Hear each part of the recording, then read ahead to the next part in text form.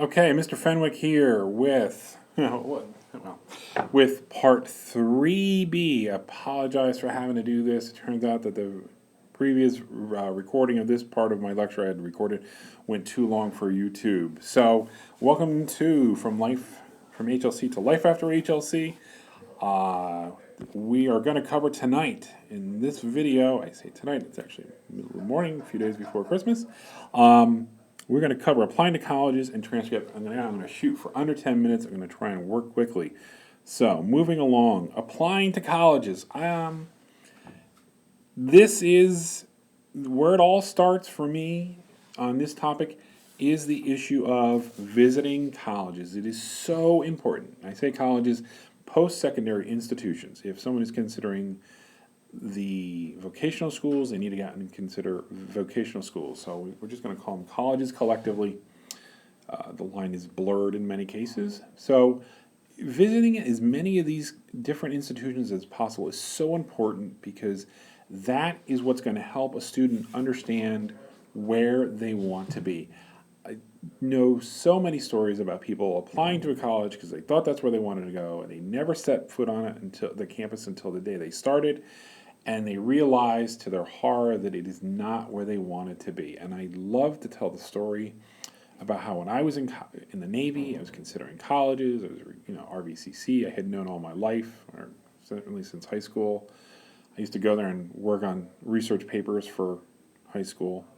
But I was also looking at Rowan University at the time. It was called Glassboro, and I was also looking at Trenton State College, we know now as TCNJ.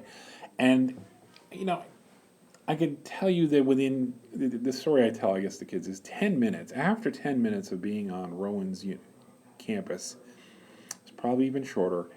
It's a beautiful campus, but I just knew it wasn't a good fit. I don't know why to this day.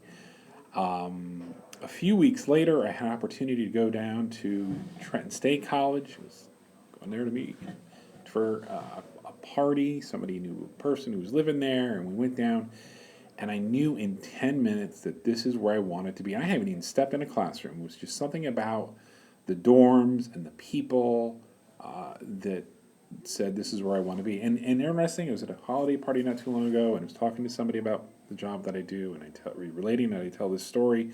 And they said the exact same thing, that they just in a few minutes knew that that's where they want to be. And it seems so often the case when I talk to people that it is those visitations that tells you this is the place I want to be or this is what I want to be. So what I tell the kids is I encourage as many to go on a college trip as I can because it's as important to know what you don't want as it is to know what you do want. And so college visits. So you're going off on the holidays, you're taking the car somewhere or you're in a far-flung town somewhere and they have a college and you've never been to it or your child or student has never been to it, I encourage you to take a drive around campus, get out and stretch your legs, and if at all possible, anytime, if there is a dining hall that is open or a student center that's open and they're serving food, go have a meal.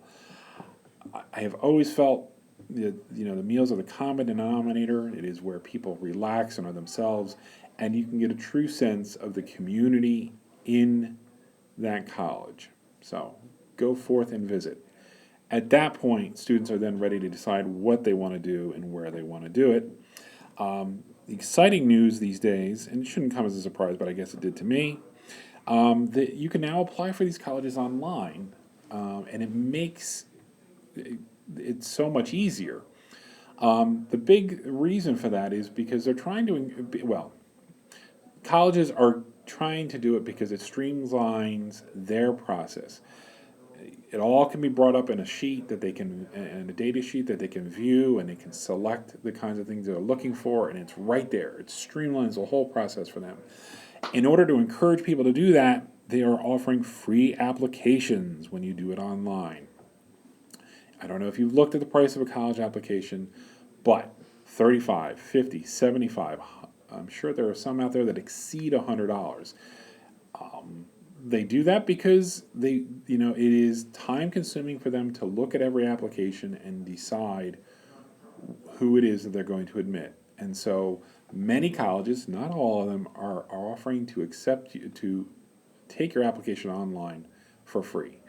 I would consider that. Also, more use these days are the use of the Common Application. If you Google that term, you will learn all about it. I can just tell you that you can do one application and send it out to multiple colleges in one fell swoop. It saves time and money. This is growing in acceptance. I see more and more data from colleges that they are willing to accept it. Colleges have to think smarter about the college application process, and instead of limiting it to only their application, and instead of only taking it on paper, they're really getting smart. So that's applying to colleges. Again, all right. Transcripts, early. What does that mean? Well, let me tell you a story. Well, let me take that back. Every year, Mrs. Tardivi is diligent in sending copies of report cards and progress reports and triennial reports to your child's school district. She even does what we call a unofficial transcript. She sends it to the districts, and ideally the districts take that information and they integrate it into their own system, and that transcript is then created on their letterhead, that is then sent to colleges for students to be accepted. Now comes the horror story that we had a student here a number of years ago applying to a Tier 1 school. And this individual's district simply took the information that we had sent to them, put it in an envelope, and mailed it off to a Tier 1 school.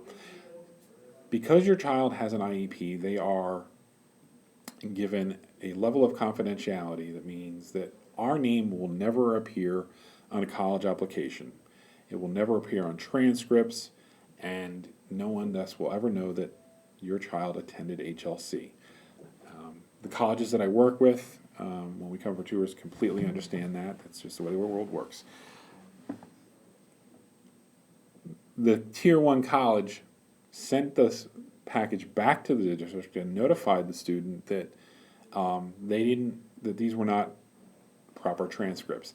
This student could have sued her home district for violation of her confidentiality, breach of confidentiality.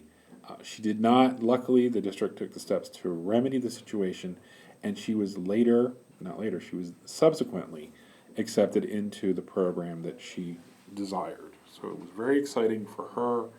It was also very scary to think that information could be breached like that so haphazardly. And so when I say early, I tell you that you need to start asking your district, your child's district, for copies of the transcripts that will be sent to colleges. It is your right to request it. See what they've got on it. Make sure that there aren't any questions that you have that might raise a flag in the eye of a college. And so earlier you do that with the school district, the better off you're going to be to have transcripts that are sent that are accurately reflect the information that needs to be reflected. So there are other issues I'm sure that come up. If you have issues with transcripts and your child's transcripts, I would urge you to contact Mrs. Tardivi directly. You can do that at our email. And if you go to the addendum portion of our YouTube series, you can find out how to contact her directly if you don't have that information already. So, coming up on 10 minutes, I have run through this. I hope that we got everything. Applying to colleges, go visit early, and transcripts, start asking for them earlier. Thank you very much, and good night.